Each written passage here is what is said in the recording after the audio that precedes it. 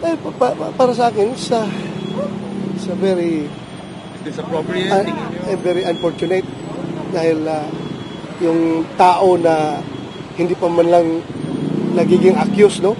Hindi pa napailan ng kaso, kung i-treat mo parang convictado na dadalhin mo sa Women's Correctional Facilities, a place for convicted criminals.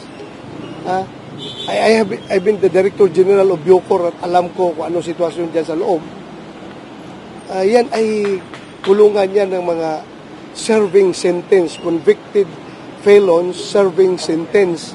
Bakit mo ikulong doon yung isang babae, isang abogado na pinatawan lang ng citation for contempt? Ngayon, dadalhin mo na doon sa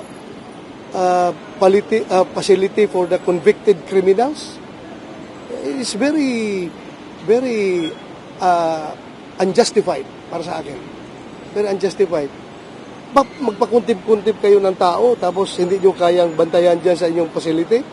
Meron man kayong facility for contempt persons, di ba?